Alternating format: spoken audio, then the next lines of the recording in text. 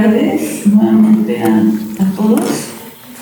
Y pues para dar continuidad con el programa del día de hoy, pues les voy a hablar ahora un poco acerca de las aplicaciones que tiene la hipnosis clínica en medicina. Y bueno, igual las preguntas creo que las podríamos hacer al finalizar la sesión. Pues de esto ya se había comentado un poquito en la sesión anterior. Creo que lo más seguro es que todos hemos escuchado en algún momento hablar algo relacionado a la hipnosis, o tal vez hemos acudido como que a algún evento, algún espectáculo, algún show de hipnosis, y quizá lo que se nos viene a la mente inmediatamente pues es de que vamos a pasar a 3 personas acá al frente y luego como por arte de magia pues los vamos a inducir a un estado de trance y a empezar a ordenar entonces a que realicen cosas. Entonces, como que muchas personas, más cuando no sabemos acerca de la hipnosis clínica, pues esa es la idea que tenemos de una hipnosis de show. Lo hemos visto, por ejemplo, a lo mejor en el periódico, en la tele, y ya vemos pues quienes sí hemos ido como tal a participar de un show de esos. En el caso de la hipnosis clínica, bueno, pues va a ser algo similar, donde vamos a emplear sugestiones, vamos a actuar, digamos, sobre la mente de la persona para cambiar pensamientos negativos por pensamientos positivos, para cambiar aquellas conductas que digamos que no son muy buenas para la persona. Por ejemplo, el hecho de fumar, de tomar alcohol, de consumir drogas. Nos va a ayudar también para tratar la ansiedad, la depresión, superar miedos, fobias, incluso en el estrés postraumático, que es algo pues también de lo que ya se comentó, digamos, en la conferencia anterior. En la hipnosis de espectáculo, pues tenemos que va a ser muy importante la manera como el hipnólogo pues se va a estar refiriendo a las personas. Digamos, la manera en la que habla, el ambiente en el que se desenvuelve este espectáculo, desde las luces, desde la música, nuevamente las personas que el hecho de que van a acudir a un espectáculo de hipnosis, pues a lo mejor ya van predispuestas también a que a lo mejor me va a tocar y me va a poder hacer esto. Entonces, en el caso de la hipnosis clínica es algo parecido. El hipnoterapeuta pues va a emplear las sugestiones, que es repetición, digamos, de frases verbales, para entonces poder inducir un estado de trance o estado hipnótico. Nos va a servir la música, que también vamos a colocar para ayudarnos a que el paciente se relaje más rápido. Y bueno, nuestro consultorio, que en este caso pues podemos tener incienso, podemos tener velas, lógicamente que pues sea un sitio tranquilo. Y como ya se mencionaba antes, la empatía, que es como que ponernos en los zapatos de nuestro paciente y entonces pues entender cuál es el problema por el que viene a buscarnos, por el que viene a solicitar tratamiento y pues siempre ver la manera, digamos, de ayudarlo. Y así vamos a encontrar que a lo largo de la historia, y digamos desde muchos años atrás, pues ya se ha empleado la hipnosis. Hablando específicamente de hipnosis clínica, pues tenemos que al paso del tiempo se han dado diferentes definiciones. ¿Por qué? Por lo mismo de que la hipnosis se presta a varias cosas, según nuevamente la percepción, la idea que tenga cada persona, incluso el hipnoterapeuta. Cuando habla con el paciente y le explica la primera vez de qué se trata la terapia, como vamos a ver más adelante, es bien importante que no quede ninguna duda al respecto, porque si no, pues se puede malentender o puede ser que no tengamos los resultados que nosotros como terapeutas o el mismo paciente está esperando. Y así vamos a encontrar que hay varios paradigmas, tanto desde el punto de vista teórico como clínico o práctico. Entonces, hay muchas definiciones. Las más, digamos, las más importantes, pues son las que yo les voy a presentar aquí, que son de Spiegel, de Kistrom y de incluso asociaciones o sociedades de psicología muy importantes. En esta, que es la de Spiegel, pues nos menciona que es un estado psicofisiológico de concentración focalizada atencional y receptivo, con una disminución correspondiente en la conciencia periférica. Y esto se refiere a cuando el hipnoterapeuta pues empieza a inducir lo que es el estado de hipnosis. Nuevamente, un estado de relajación profunda, donde nuestro paciente pues va a estar muy relajado, digamos, hablando en forma periférica, pero que a la vez, pues tanto su concentración como su atención va a estar aumentada.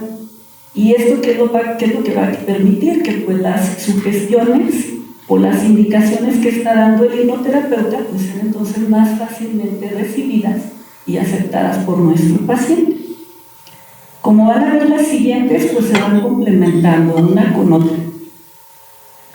Algo en lo que sí coinciden todos los autores, pues es de que la capacidad de sugestión o de hipnosis que tiene una persona puede ser, pues digamos que genética, o sea, la persona ya la tiene desde el nacimiento, o bien se puede ir adquiriendo al paso del tiempo. Y esta pues puede variar también. Hay personas que son más sugestionables que otras. Hay un porcentaje, ya se comentaba, un 10% de pacientes o personas que no se pueden hipnotizar, pero sí se ha visto que esa capacidad se va a mantener estable una vez en la etapa adulta. Algo también en base a esto, pues es de que los tipos de hipnosis los podríamos dividir entonces en espontáneo.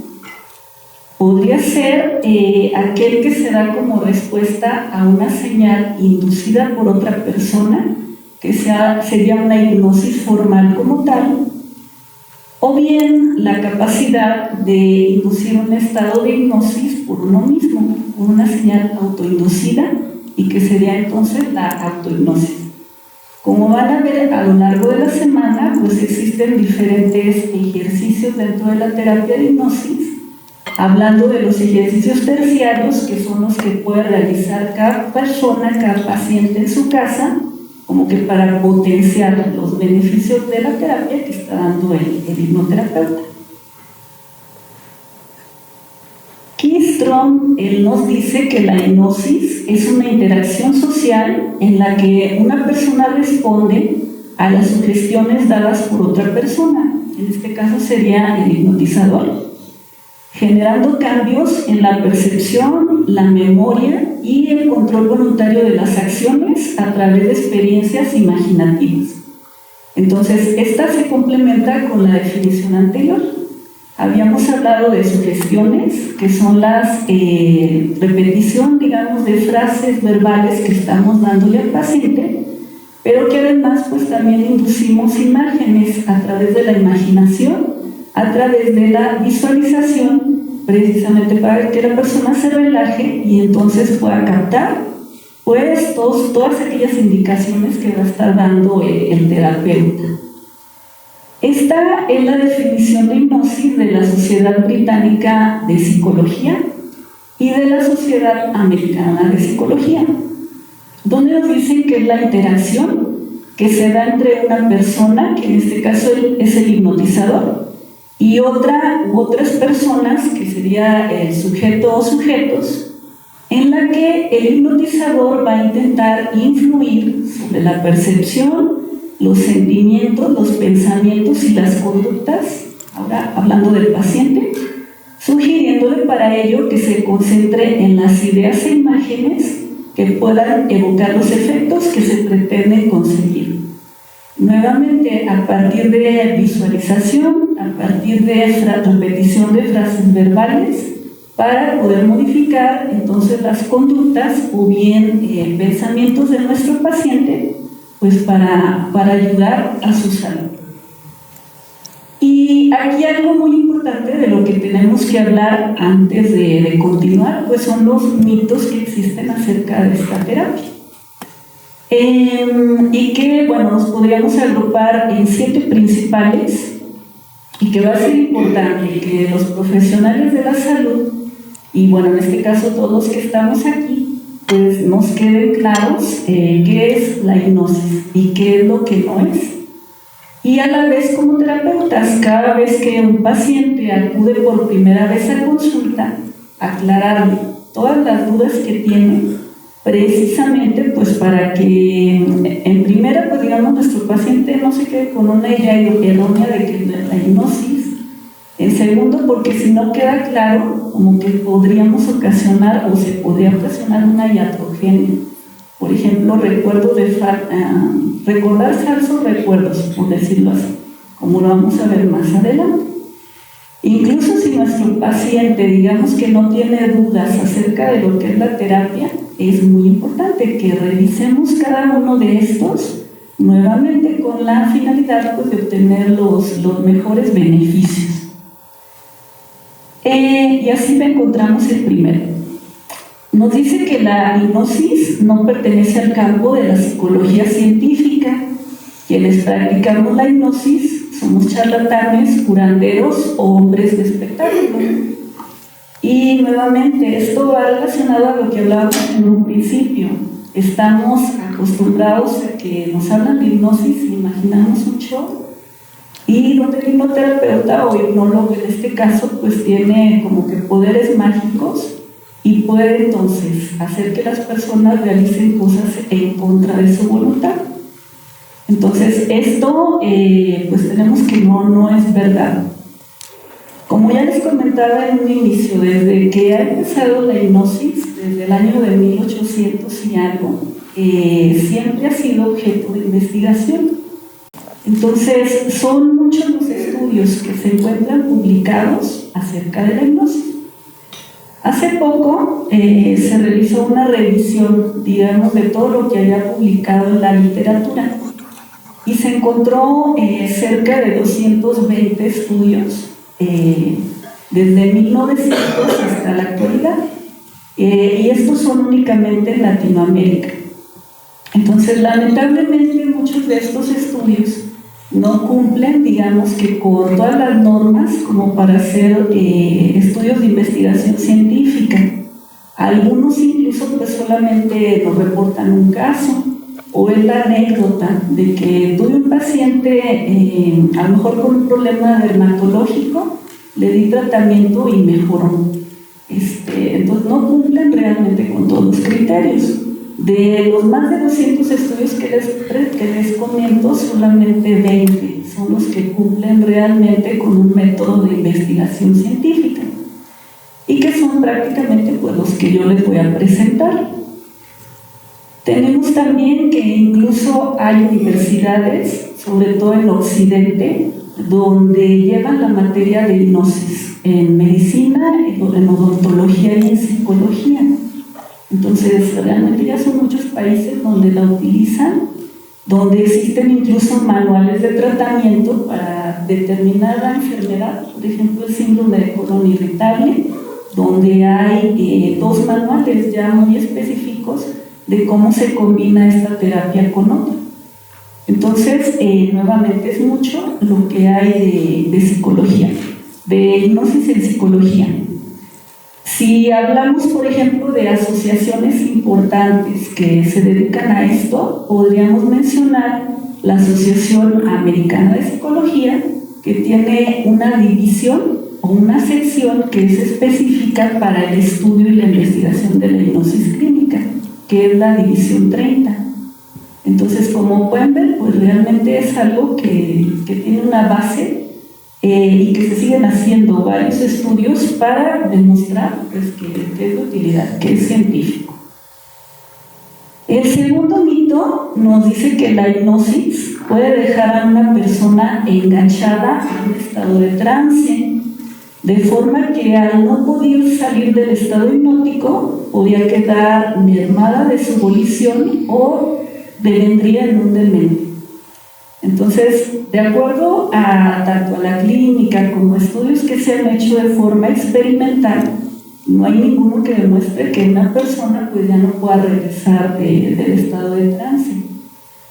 Lo que sí se ha visto, pues, es de que hay personas que son más sugestionables, que son personas que tienden como que a ser más fantasiosas, a tener más imaginación que la persona promedio, y que, de acuerdo a una clasificación que nos menciona Garpe de 1999, los menciona como disociadores. Entonces, estas personas tardan un poquito más en regresar del estado hipnótico. Digamos que se tardan un poquito más en despertar, por mencionarlo así. Pero en otras, digamos, terapias que son de imaginación, de visualización, de concentración, pues tampoco se ha demostrado que haya un cambio a comparación de personas que tienen una conducta, digamos, habitual en estos tratamientos. El tercero nos dice que la hipnosis puede agravar psicopatologías latentes de la persona o que incluso puede llegar a desarrollar alteraciones psíquicas en individuos sanos. Aquellos pacientes que ya tienen problemas psicopatológicos pueden empeorar con la hipnosis. Bueno, esto también está ampliamente demostrado que no es así. También digamos que con estudios experimentales. Algo que sí es muy importante, pues nuevamente, es aclarar los mitos, que nuestro paciente no se quede con ninguna duda antes de darle, digamos, que la primera terapia. Puede haber situaciones donde no le aclaramos nuevamente todo esto, o puede ser que incluso el psicólogo, el terapeuta que está aplicando la terapia, tampoco es consciente de.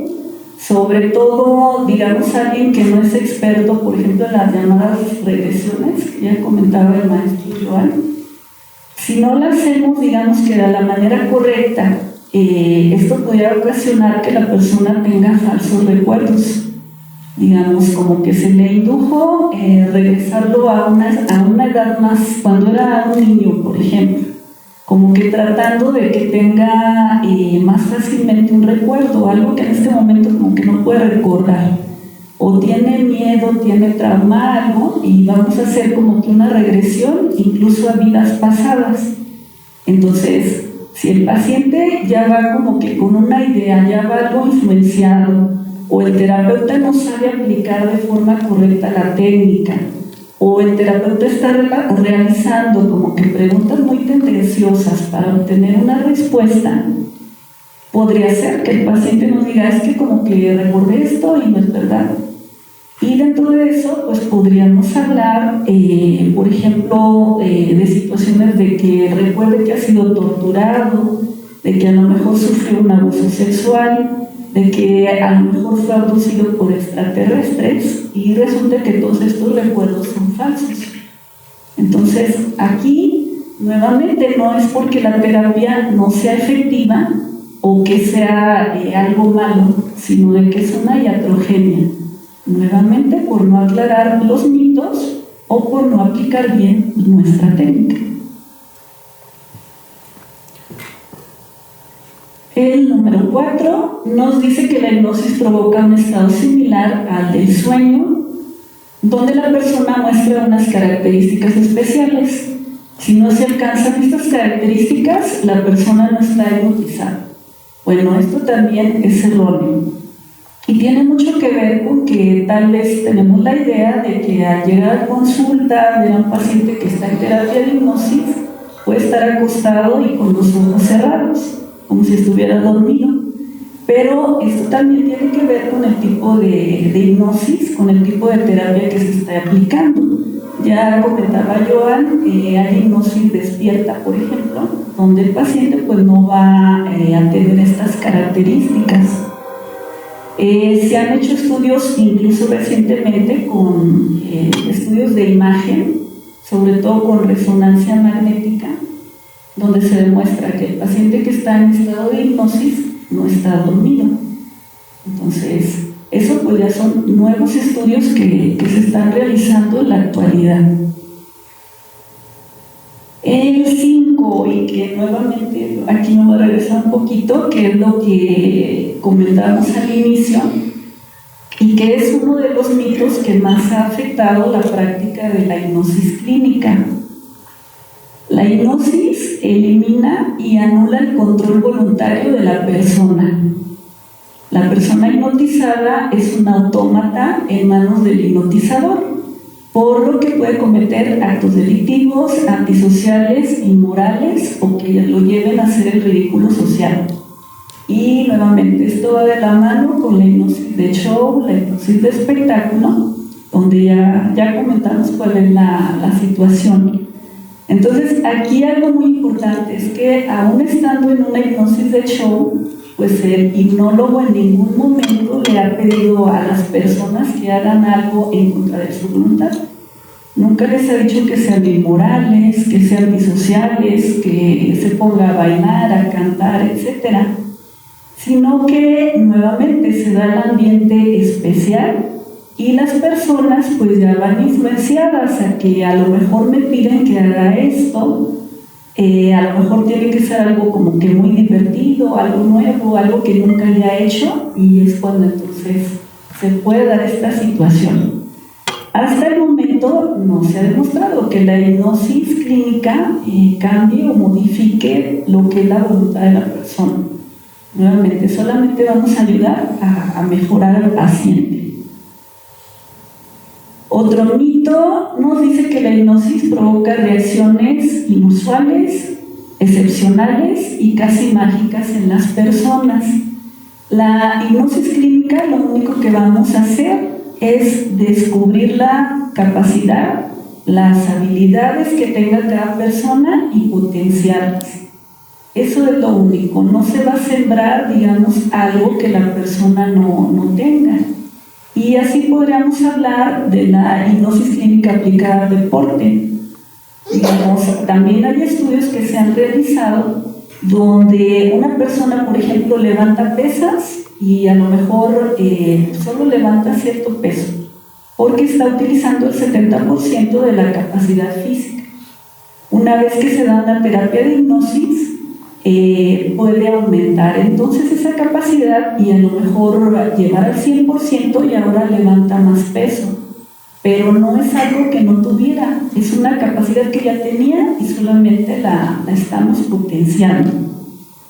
Y de manera que solo las personas muy susceptibles son las que se podrían beneficiar de ella. Esto, bueno, pues tampoco es real, la hipnosis pues no es magia. Es verdad que nos va a ayudar a acelerar, digamos, los resultados en una terapia, nuevamente a potenciar habilidades, potenciar capacidades, pero requerimos del compromiso y del esfuerzo del paciente. Por ejemplo, vamos a usar lo que es la banda gástrica virtual, que es un tipo de hipnosis para que el paciente pueda perder peso. Entonces vamos a necesitar, pues lógicamente, que además de la hipnosis también realice actividad física, que lleve un plan nutricional y como que sea todo de forma integral para que entonces pueda funcionar. No podemos decir que por hacer la terapia de hipnosis automáticamente todo se va a resolver. De manera que si tenemos un paciente que nos busca por adicciones, pero es llevado a la fuerza, él no quiere dejar de fumar, no quiere dejar de tomar alcohol, pues tampoco va a funcionar. Nuevamente requerimos el compromiso y la responsabilidad del paciente de realmente querer lograr un cambio. Entonces, nuevamente, lo primero como terapeutas, pues es aclararle a nuestro paciente todos estos mitos, que no quede duda de nada, y ahora sí, pues procederíamos a dar entonces la terapia como tal. Y nuevamente sería bueno como que empezar a comentar al resto de profesionales de la salud sobre los beneficios que ahorita van a ver ustedes alguna de las utilidades de la hipnosis, para que entonces pues, la podamos aplicar más. Hay situaciones donde incluso hay terapeutas que ya tienen a lo mejor la certificación, ya están calificados para dar hipnosis, pero como que hay temor a darla, o es que a lo mejor no va a funcionar. Bueno, sí es útil, tenemos que empezar ya a practicarla, bueno, lo que ya se comentó anteriormente, necesitamos práctica, habilidad, y pues vamos a poder obtener muchos beneficios nosotros mismos y en nuestros pacientes.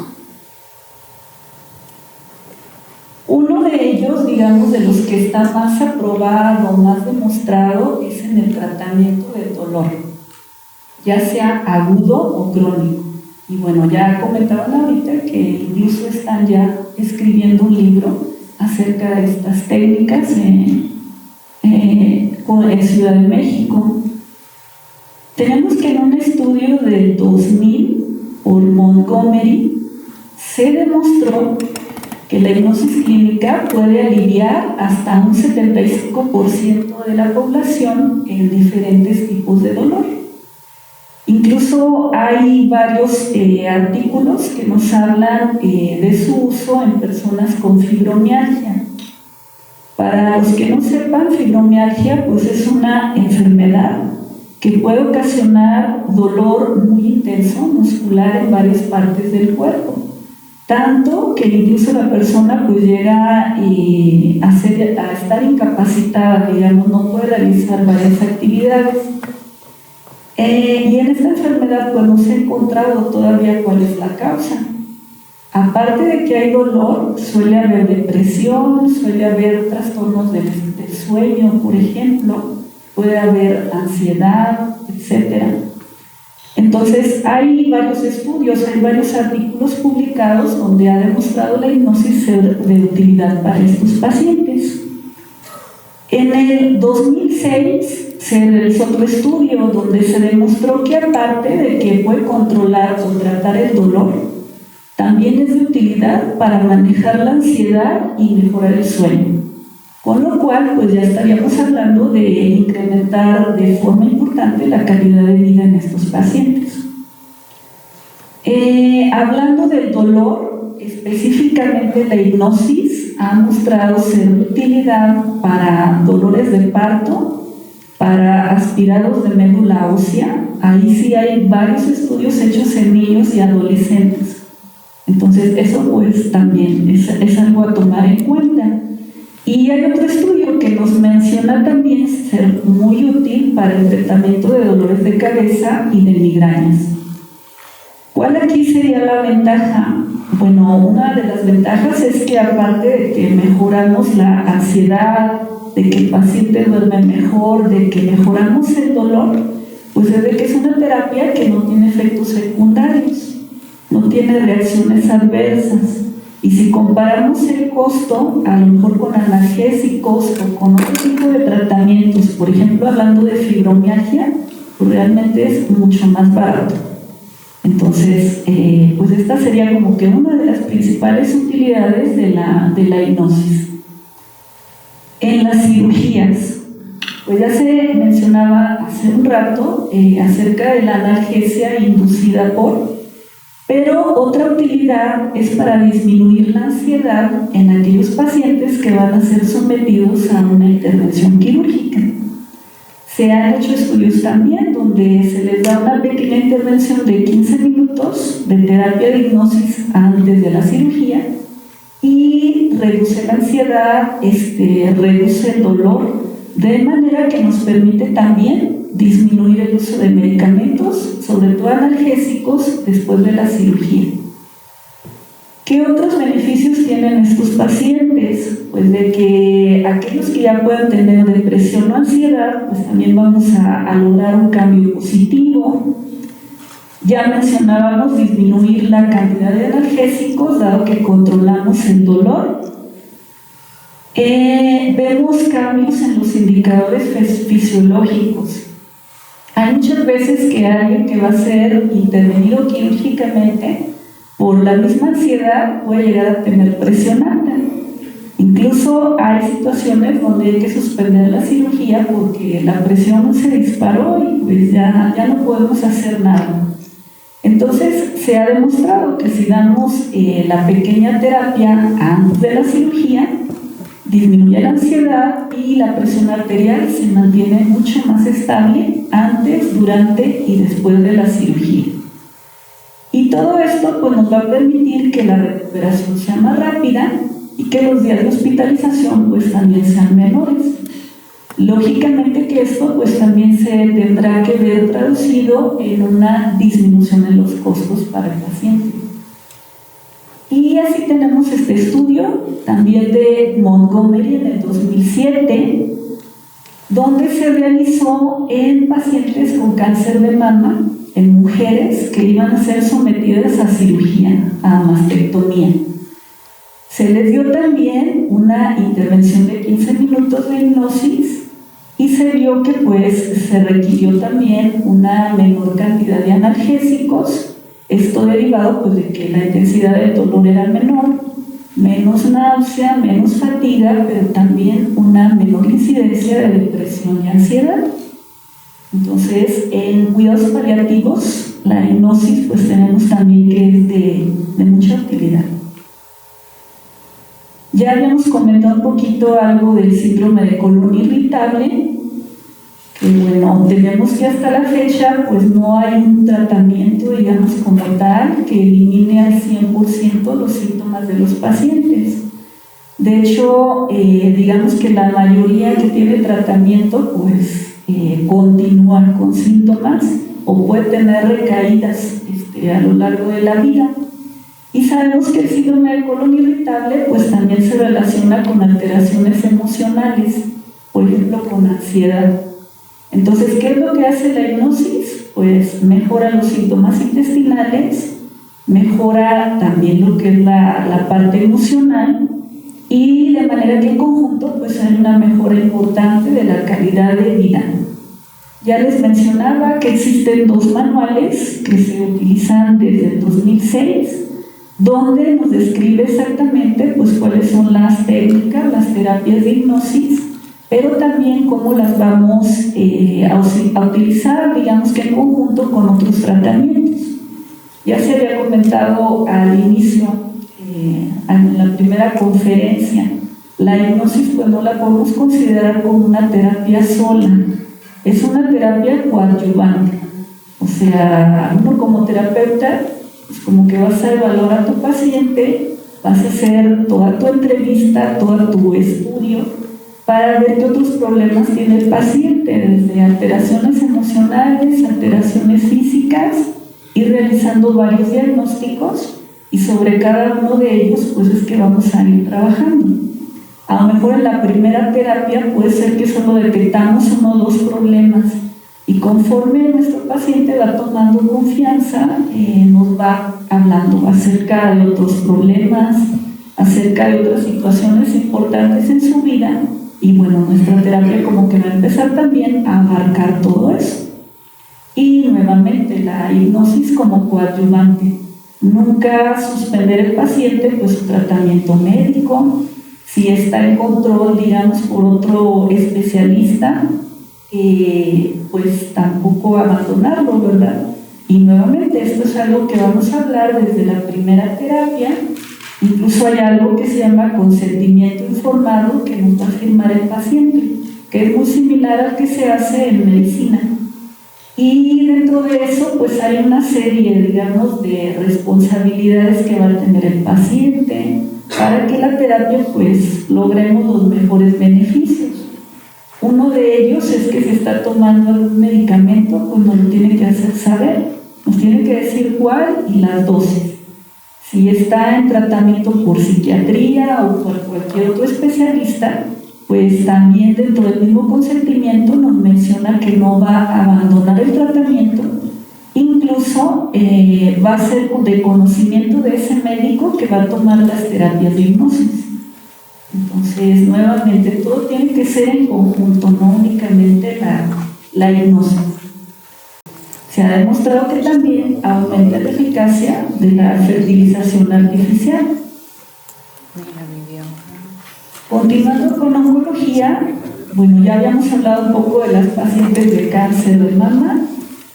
Tenemos que en general ayuda a mejorar el dolor, a reducir la ansiedad, tanto por el diagnóstico, por el proceso que está llevando nuestro paciente, así como la que es relacionada con los procedimientos médicos, por las quimioterapias, las radioterapias. Puede mejorar también la náusea después de quimioterapia.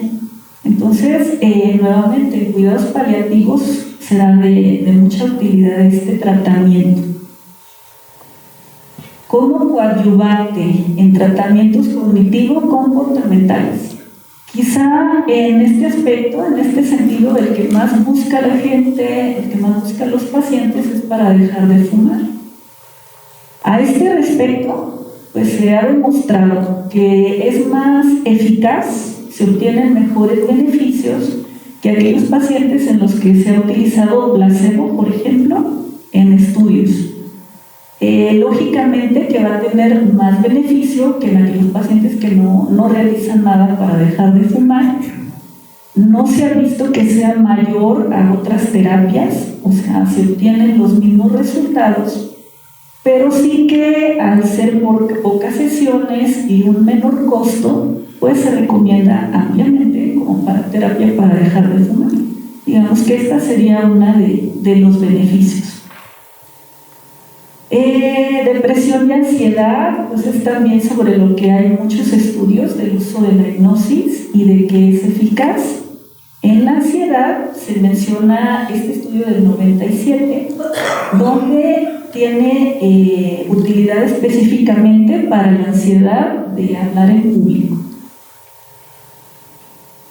Sobre la obesidad, ya había comentado un poquito acerca de la terapia de banda gástrica, donde digamos que en forma resumida, pues el terapeuta o hipnoterapeuta pues va a estar enviando sugestiones dirigidas para que la persona visualice como si se estuviera realizando la cirugía. Y va a ser muy similar al proceso como tal, al proceso quirúrgico.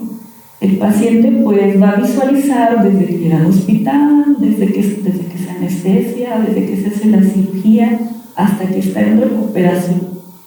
Y después pues hay que dar más terapias que son complementarias, digamos, para estar reforzando que la persona pues disminuya el apetito, disminuya las porciones, como que fomentar la realización de actividad física.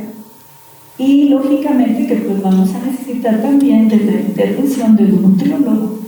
Entonces nuevamente es un tratamiento en equipo, en conjunto, y donde el paciente pues también tiene que poner de su parte para lograr estos beneficios.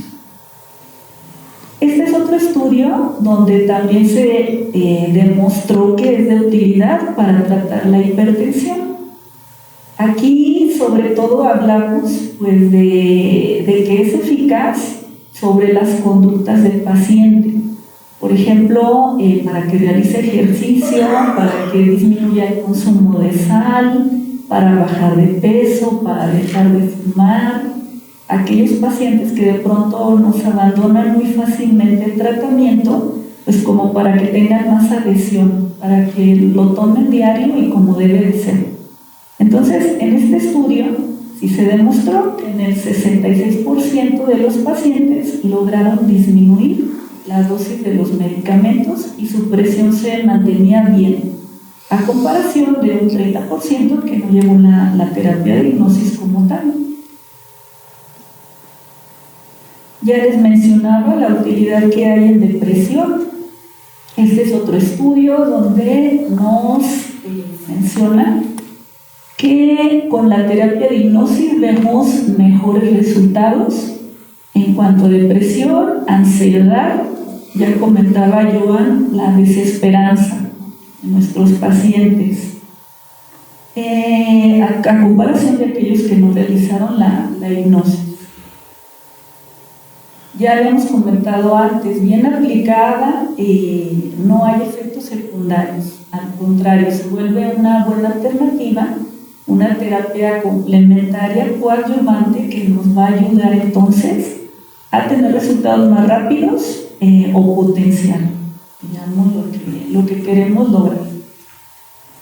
Sobre estrés postraumático, hay muy poco escrito en la literatura y digamos que son casos anecdóticos de alguien que dice que aplicó la terapia y el paciente mejoró.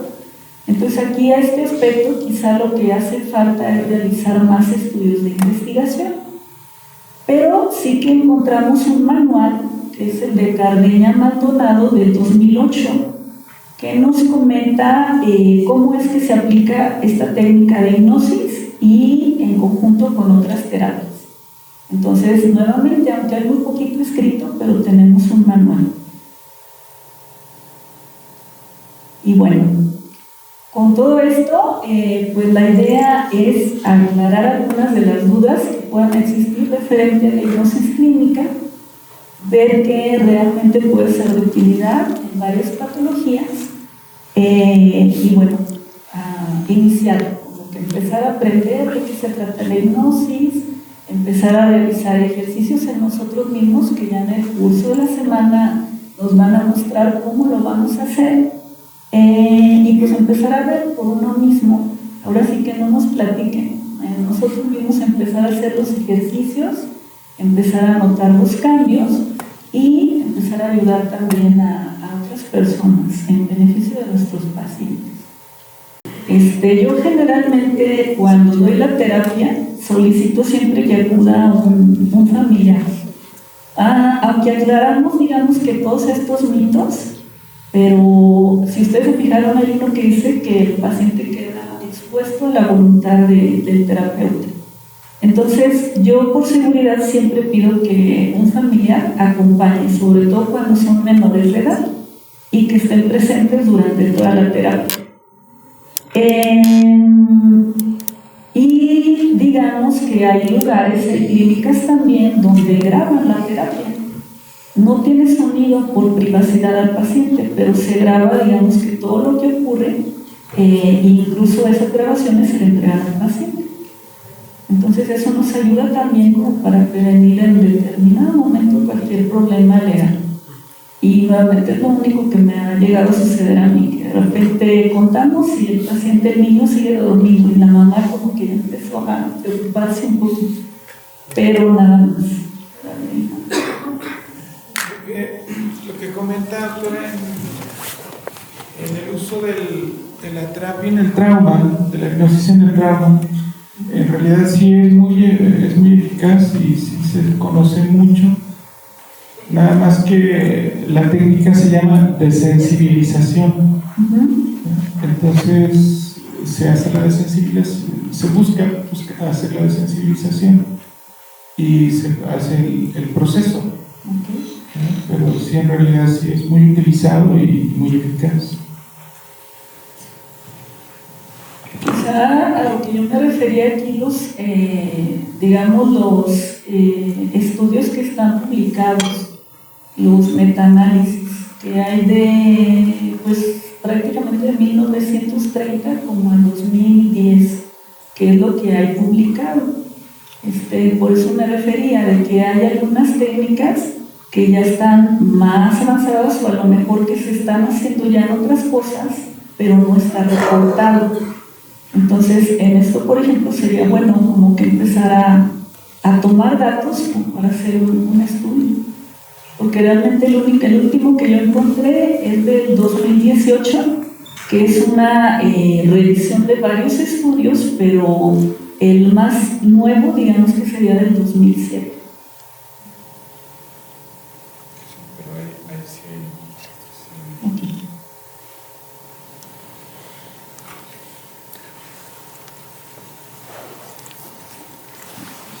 No sé si hay alguna otra pregunta, algún comentario. Doctora, disculpa, y... Espera.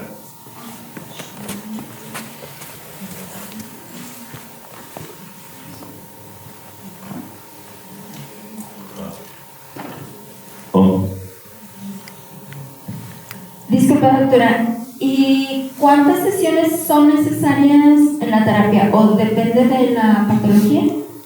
Depende de la patología y depende del paciente.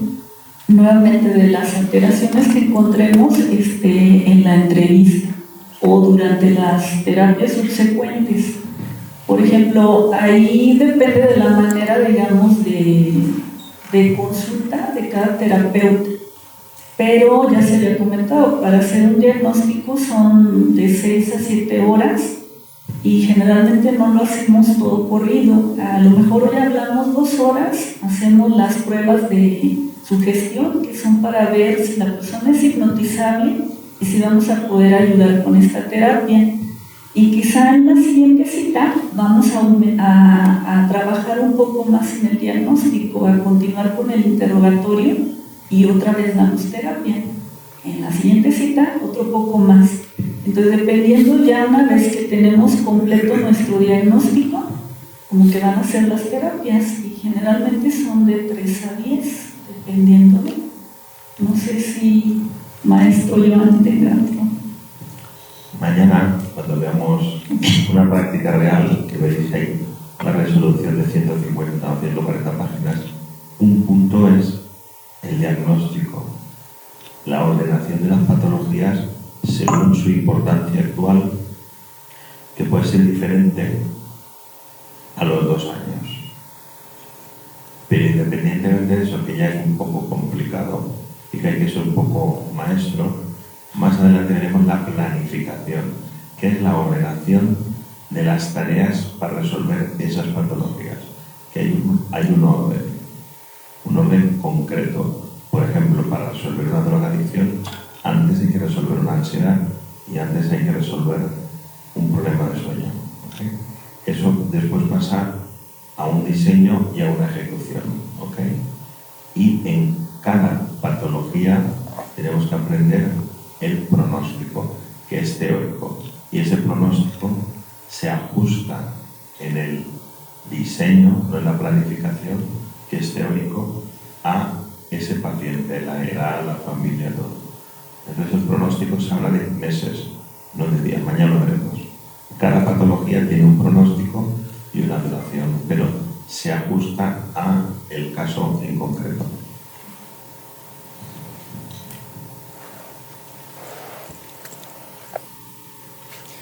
Doctora, en el caso de... Mi amigo de urgencias. En el caso de usted nos ve que el estrés postraumático es una de las patologías a tratar en este proceso. Una persona que tiene un estrés postraumático y la secuela o el punto cardinal es que tiene un déficit motor, o mejor dicho, tiene que no comunica, cómo hacer con ese paciente, cómo hacer la anamnesis, cómo hacer la historia clínica de un paciente que no habla. En ese caso, ¿hay qué técnica o qué procedimiento? ¿O sería una de las cosas difíciles de tratar en este caso? O por esta cosa, sería una de las patologías tratar por este método. No, creo yo que ahí tendríamos que valernos sobre todo la familia, de interrogar a la familia acerca de los comportamientos, las conductas, como para poder tener más datos y poder complementar el diagnóstico. Digamos, ahí desde el hecho que no habla, pues ya va a ser como que mucho más difícil. En hipnosis como tal, no tengo yo así un paciente, pero sí tengo una paciente de nefrología, que ella pues no escucha, no habla, pero tiene una forma, digamos que muy peculiar de comunicarse con su hermana, que es a través de la mano. De hecho, hacen ciertos movimientos entre ellas y se entiende muy bien. Lógicamente, pues ya tiene años. Tiene como 3 años que ahora la paciente ya no ve tampoco. Y eso ha dificultado todavía más. Pero en el momento de la consulta, esa es la manera, como que estarme yo dirigiendo con la hermana a través de la mano se comunica con la paciente contesta y así. Y pues lógicamente que hay que darle más tiempo, hay que dejarla que se exprese. A veces la hermana ya trae anotado en una hojita también como que cuáles son las molestias que ya detectaron antes de, pero esa es una manera. Doctora, ¿ya ese paciente la ha hipnotizado? No, ella es de nefrología, de otro diferente. Porque una técnica también, y que estaba escrita, no recuerdo, pero sí, yo lo he leído, son pacientes que no hablan Y se hace el proceso de la hipnosis, y una vez que entra realmente en el trance, el paciente sí habla.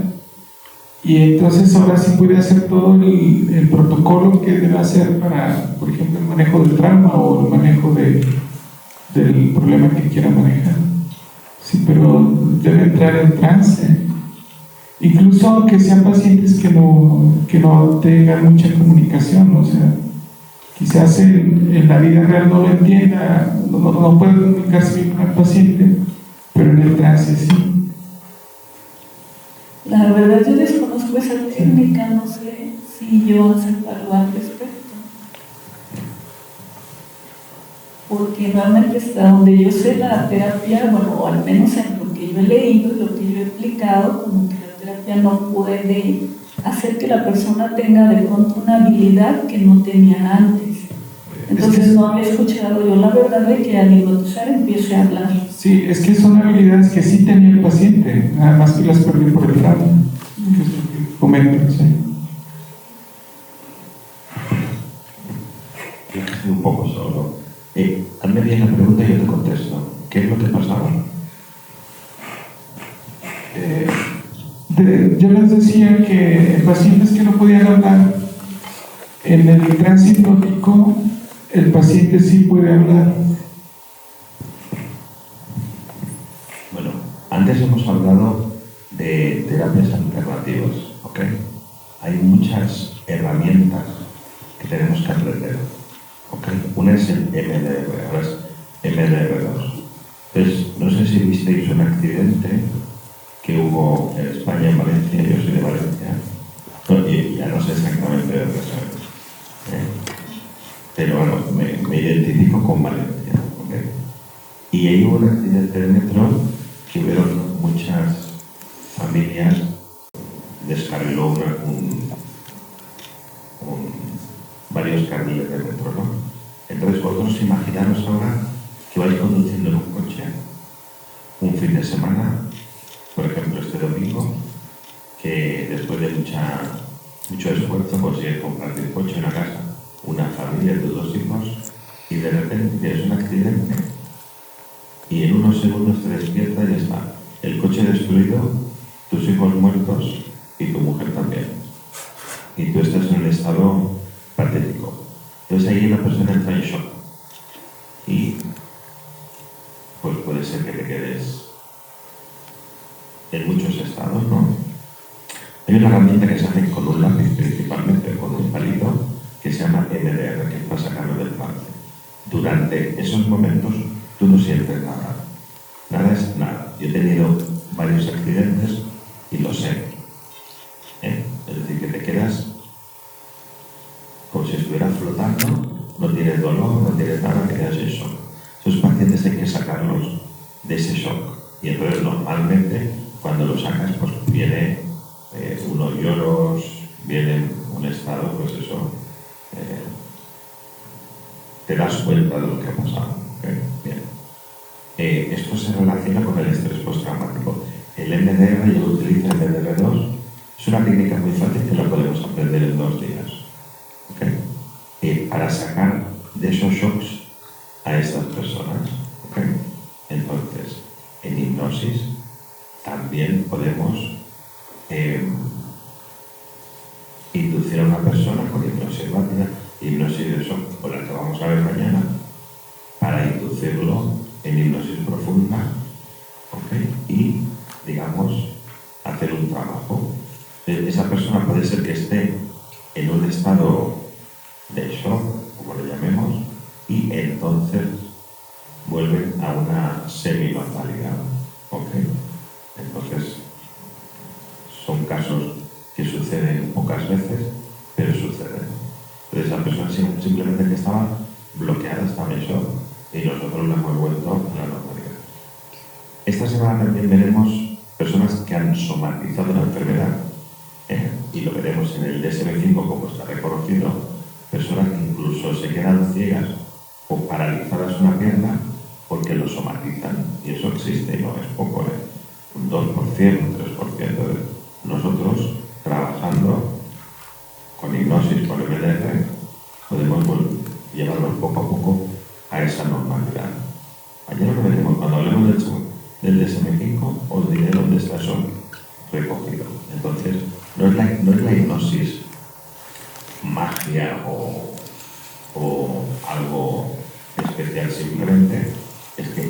esta persona, por sufrimiento o por un estado de shock, pues le ha sucedido esto. Y nosotros lo llevamos a un estado que poco a poco puede ser peor. Pero sucede. ¿Te contestamos? ¿Sí? Otra cosa es que hay personas cuando tienen un golpe en la cabeza, de repente se despiertan y hablan un idioma. Que eso también está registrado en revistas científicas médicas. Eso es otra cosa diferente. Que ya podríamos hablar de otros temas. Pero el shock, el estrés postraumático puede suceder y más que con ello sí que utilizaría MDR porque es más rápido, pero también podemos utilizar la hipnosis. Mientras él me escuche, funciona, aunque él no me hable, pero tiene que haber una comunicación, claro. Pero no me contesta. ¿Más preguntas? Cada vez me tengo que pasar de parte, ¿no? Voy a preguntar primero preguntas de la izquierda y luego preguntas de la derecha.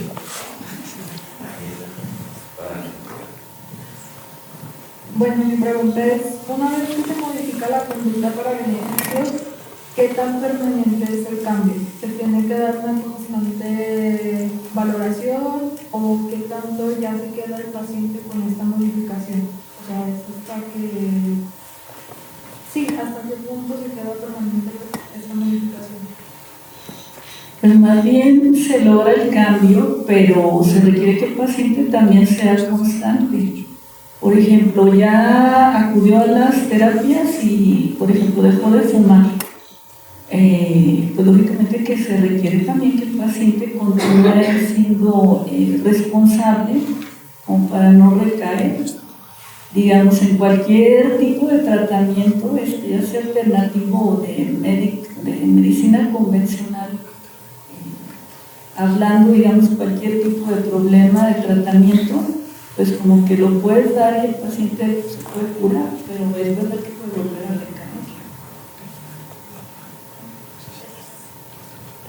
Y nuevamente también se necesita que el paciente sea constante.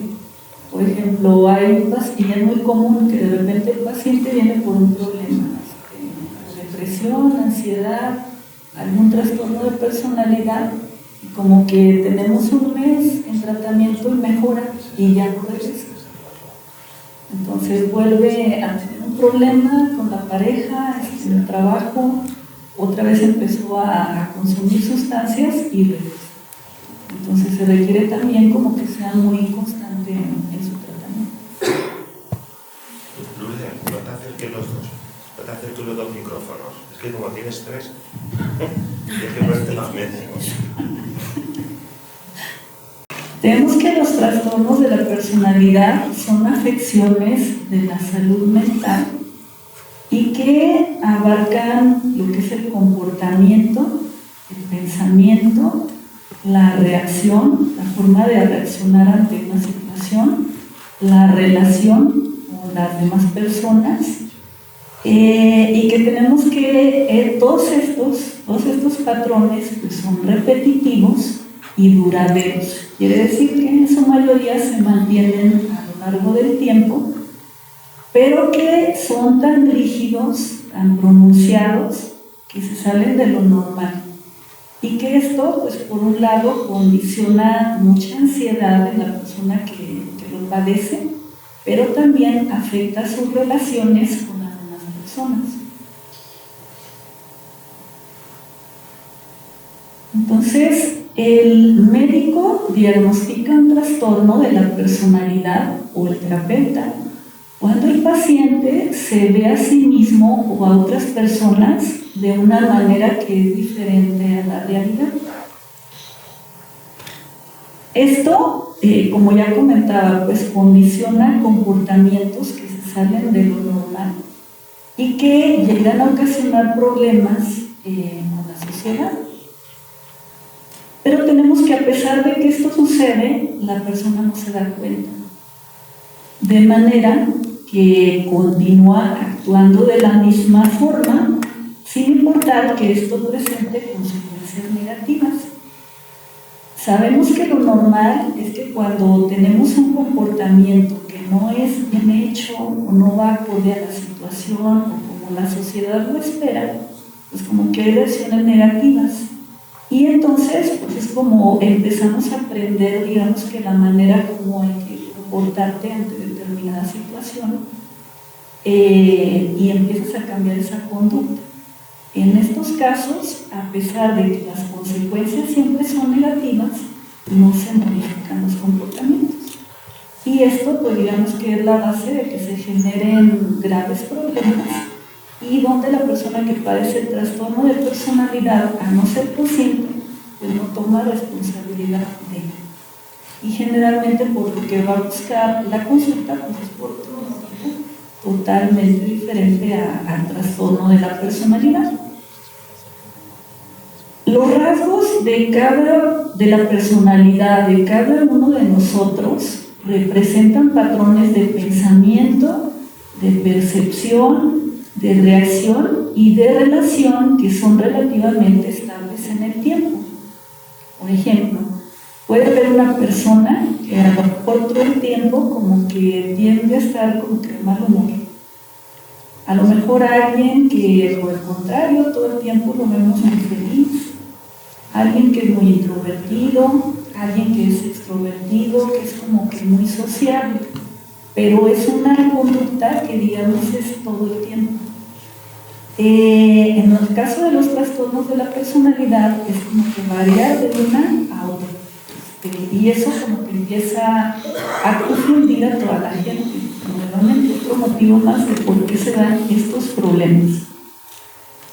Estos rasgos tenemos que entonces definen la personalidad de cada uno de nosotros. En el caso de los trastornos de la personalidad, estos rasgos son muy pronunciados, son rígidos y son desadaptativos, de manera que se conocen de mala adaptación. ¿Por qué? Porque la persona no se ajusta o no se adapta a como lo dictan las circunstancias. Y de manera que esto pues, son patrones de respuesta ineficaces y que van a llevar a consecuencias negativas. Nuevamente, una persona, digamos, con un comportamiento normal, como que va a detectar cada vez que realizó algo y se equivocó, y entonces lo voy a tratar de mejorar para no tener otra vez el mismo error. En el caso de los trastornos de la personalidad, generalmente la persona no es consciente de que tiene esta patología, y de manera que aunque siempre son resultados negativos, pues no hay un cambio en ese comportamiento.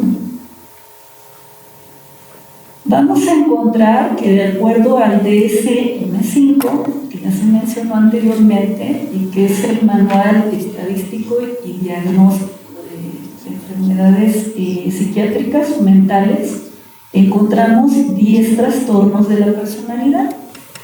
Y la característica que tienen pues son de la forma en cómo la persona se percibe a sí mismo o la persona como percibe a los demás, que es diferente a lo que es realmente, y cómo eso pues va a afectar a la relación con las demás personas.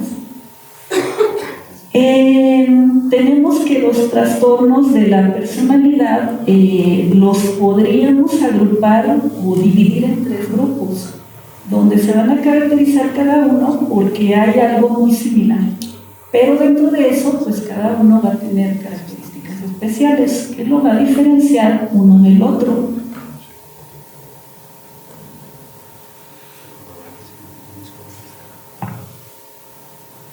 Generalmente van a ir asociados de otros tipos de trastornos, como de la depresión, el trastorno bipolar, la ansiedad, el trastorno somatomorfo, el trastorno por consumo de sustancias y el trastorno de la alimentación o de la ingesta.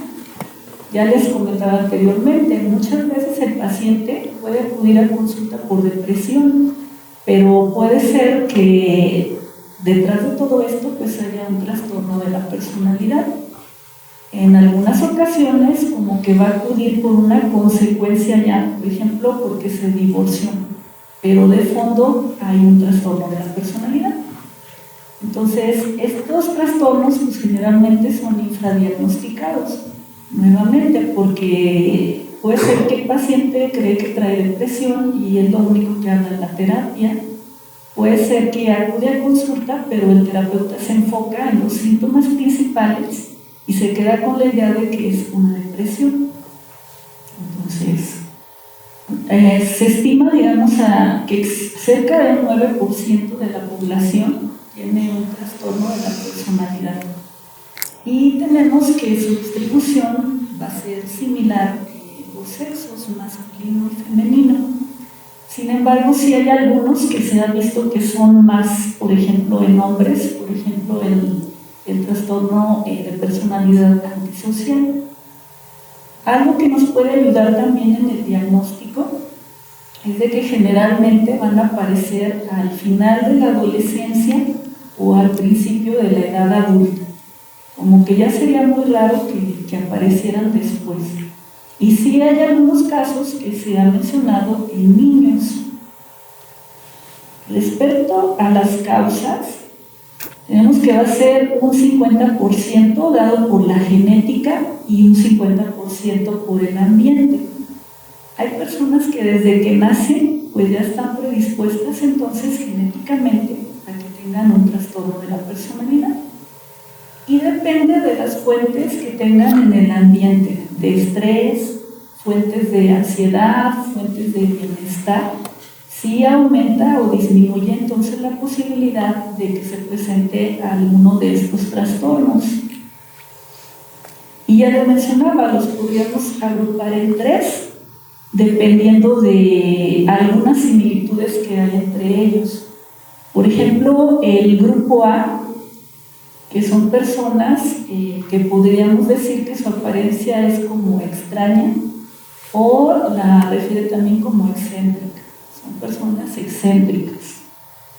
El grupo B, que se caracteriza o llama la atención porque su comportamiento es como que muy dramático, muy emotivo, muy errático, como que les gusta llamar la atención. El grupo C se caracteriza porque son personas que parecen como ansiosas o como que tienen mucho miedo, como que tienden a tener miedo. Y nuevamente, la característica principal o los síntomas va a ser la manera como la persona se percibe a sí mismo o cómo se ve a sí mismo y a los demás. Y las relaciones interpersonales. Entonces, referente a la identidad y el sentido de sí mismo, generalmente la persona como que se le dificulta, digamos, que saber quién es o cómo es, y tenemos que actuar diferente según la situación en la que se encuentra o las personas con las que está. De manera que su comportamiento, su conducta no es constante, no es igual. ¿Y eso qué es lo que va a ocasionar en las personas con las que convive? Pues de que se confundan, porque ahorita es así y porque al rato tiene un cambio tan fuerte. Incluso personas que tienen trastorno de personalidad nos podrían definir cómo te sientes o cómo es tu carácter y nos podrían decir es entre amable y cruel. Y así, como que es algo muy diferente. Son personas que también, tanto sus valores como los objetivos, como que cambian constantemente. Por ejemplo, podríamos poner el caso de una persona que a lo mejor en la iglesia se porta muy respetuoso, es muy religioso, pero en cuanto sale de la iglesia cambia totalmente y ahora es irrespetuoso o tiene una conducta que no se espera a la que debería de ser. En este caso también encontramos que la autoestima pues va a variar. Como vamos a ver más adelante, hay algunos trastornos donde la autoestima es muy alta y otros donde va a estar muy baja. Y nuevamente, ya que la persona no distingue bien, digamos, todo esto que ya comentamos, pues va a empezar a tener dificultades para relacionarse con los demás. Ya habíamos dicho, la persona no se da cuenta de lo que sucede y a pesar de que hay consecuencias negativas de su comportamiento, sigue haciendo lo mismo, sigue actuando igual. Entonces, esto tenemos que ocasionar entonces problemas en las relaciones, y por eso les comentaba, muchas veces el paciente pues va a acudir por otro motivo a consulta, no necesariamente por el trastorno de personalidad. Olvidé mencionar algo también, que bueno, lo vamos a revisar más adelante, algo que condiciona también que haya problemas en las relaciones interpersonales, es que en algunos de ellos pues existe falta de empatía. Quiere decir como que la persona no se da cuenta de lo que está condicionando sobre los sentimientos de los demás. No se da cuenta, digamos, que es el responsable principal de los problemas que se dan. Entonces, nuevamente, todo eso es lo que influye en que de repente las relaciones interpersonales pues no se den bien. El diagnóstico, pues lógicamente que tiene que ser hecho por un personal de la salud. En este caso, algún especialista en salud mental, que lo ideal es que sea el psiquiatra, y pues digamos que se va a basar en los criterios de cada trastorno de acuerdo al DSM-5. Nuevamente, todos van a tener dos características principales, que es la manera en cómo se ve la persona a sí misma y cómo ve a los demás, y que es muy diferente a la realidad. Y la segunda, de cómo esto pues afecta sus relaciones interpersonales. Y ya había mencionado por ahí también otra característica, que es de que aparecen al final de la adolescencia o al principio de la etapa adulta. El trastorno de la personalidad paranoide, tenemos que se caracteriza porque es un patrón de desconfianza injustificada y de recelo por los demás. Generalmente la persona cree que los motivos que tienen los demás es como que para dañarlo, o como que son hostiles, como que solamente están viendo la manera de cómo hacerle un daño. Y tenemos que para esto se requieren 4 criterios. Entonces, bueno, se los voy a leer, a ver si tardamos mucho. El primero dice: sospecha sin razón suficiente de que otras personas lo explotan, lesionan o lo engañan. Está preocupado por dudas injustificadas sobre la fiabilidad de sus amigos y de compañeros de trabajo. Le cuesta confiar en otros para que no usen luego información en su contra. Malinterpreta comentarios o acontecimientos que son inofensivos, pero él los toma como si tuvieran un significado oculto, como si fuera algo hostil o como si lo estuvieran amenazando. Guarda rencor si cree que ha sido insultado, lesionado o despreciado.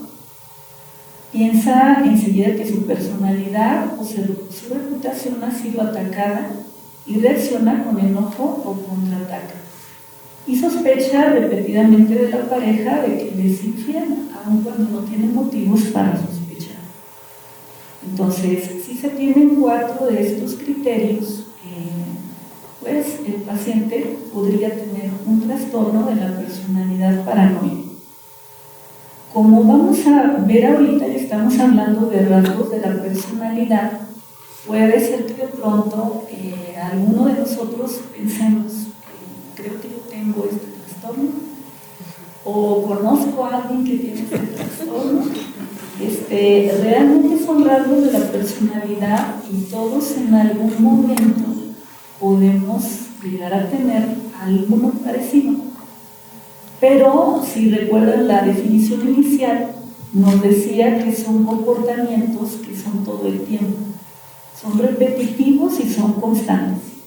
Entonces, eso es también para que podamos hacer el diagnóstico. A lo mejor muchos de nosotros ahorita nos vamos a identificar con algunas características, pero no necesariamente quiere decir que tengamos el trastorno. Nuevamente, tiene que ser como que repetitivo, constante a lo largo del tiempo y, bueno, cumplir sobre todo con los criterios que nos están marcando aquí. Algo importante también que hay que saber es que muchos de ellos, conforme va pasando el tiempo, pues va disminuyendo como que la intensidad, o incluso hay quien desaparece totalmente. Por ejemplo, el antisocial se ha visto que puede llegar incluso a desaparecer. Hay otros, como el obsesivo compulsivo, que por el contrario va pasando el tiempo y ahí está muy estable siempre. Y habrá otros también que difieran la intensidad. A lo mejor en algunos es muy leve, en algunos puede ser muy grave. El trastorno de la personalidad esquizoide, tenemos que este se caracteriza por un patrón generalizado de desapego y desinterés general en las relaciones. Es una persona que generalmente no muestra sus emociones o no muestra los sentimientos a la pareja. Y para pues requerimos 4 criterios. Tenemos el primero, donde nos dice no desean una relación cercana, no la disfrutan, incluso con los familiares.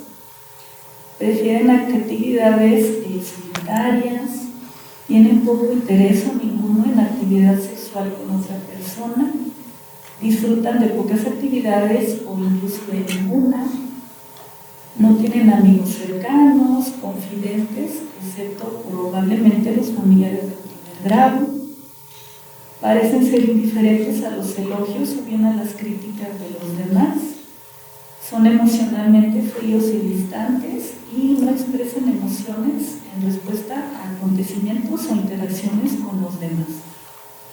Entonces, para necesitaríamos 4 criterios. El trastorno esquizotípico de la personalidad se caracteriza por un patrón generalizado de incomodidad intensa y capacidad reducida para tener relaciones cercanas. Aquí la persona pues tiene unas características muy especiales, al igual que los demás, que se va a basar prácticamente en que la forma de pensar y la forma de percibir es distorsionada. De manera que ellos creen que son personas con características diferentes y que por lo tanto no pueden tener relaciones con otras personas porque son diferentes. Incluso sentir como que no encajo en este grupo porque yo soy diferente. Y si ustedes se fijan, pues en primer lugar nos habla de las ideas de referencia.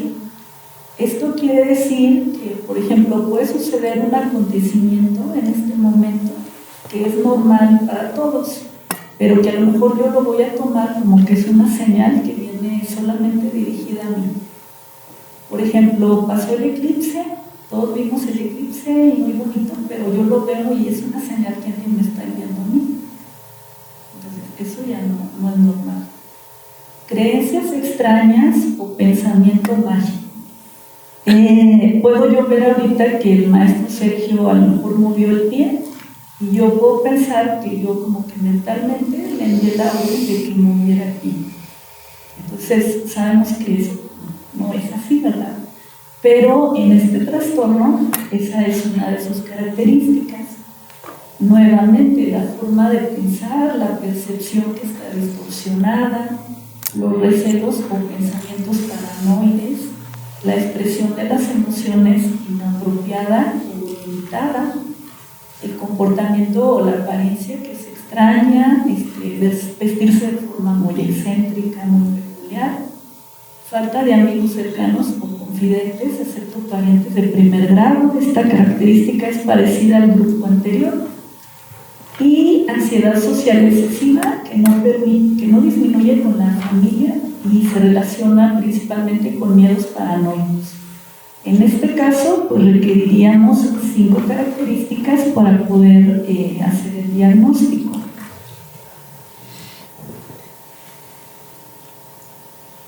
El trastorno de la personalidad antisocial, que es un patrón generalizado de desprecio por las consecuencias de los actos y los derechos de los demás.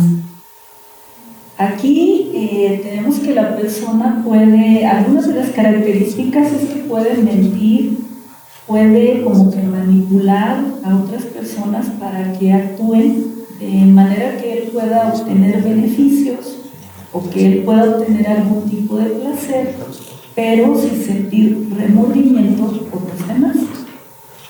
Esta, digamos que es un tipo de personalidad que ocasiona también que pueda haber muchos problemas, por ejemplo, con la ley. Se menciona que sobre todo en cárceles hay personas donde pueden tener este tipo de personalidad. El trastorno límite de la personalidad es un patrón generalizado de inestabilidad en las relaciones, en la autoimagen, en el estado de ánimo y en el comportamiento. En este caso, pues son personas que se sienten incluso incómodas si no logran ser el centro de atención. Siempre tienen que ser el centro de atención. Y una de las características, pues es de que la manera, digamos, en cómo se expresan, cómo se relacionan, incluso cómo se visten, es como que una apariencia muy seductora, muy provocativa, nuevamente tratando de llamar la atención. Otra característica es que tienen cambios rápidos en el estado de ánimo, que por lo general duran solamente unas horas, rara vez más de unos días. Aquí están, bueno, todas las características. Con 5 de ellas, pues hacemos diagnóstico y nuevamente recordar que en cada uno de estos trastornos, pues podemos ver aparte de depresión, ansiedad, abuso de sustancias, etc.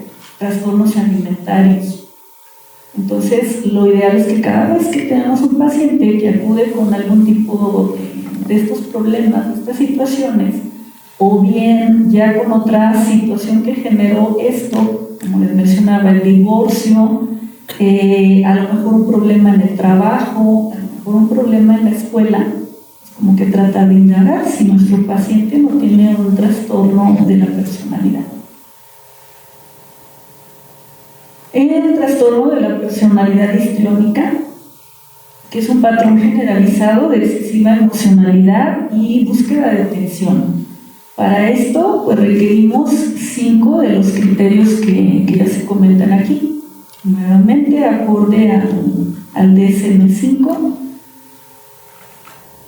El trastorno de la personalidad narcisista, que es un patrón generalizado de sentimiento de superioridad, necesidad de atención y falta de empatía. Y nuevamente estamos hablando de rasgos de la personalidad y donde pudiéramos caer, digamos, que decir, conozco a alguien que puede tener este trastorno, a lo mejor me siento yo identificado con este trastorno, pero nuevamente para poder hacer el diagnóstico tiene que ser un comportamiento que es como que repetido, constante, no solamente una vez en la vida, por ejemplo. Y para pues tenemos que se requieren 5 criterios. Aquí, dentro de las principales características, pues es que la persona, como que de sus capacidades, de sus habilidades, de los logros, es como si fuera algo muy exagerado. Y en cambio subestima las capacidades de los demás. Carecen de empatía también.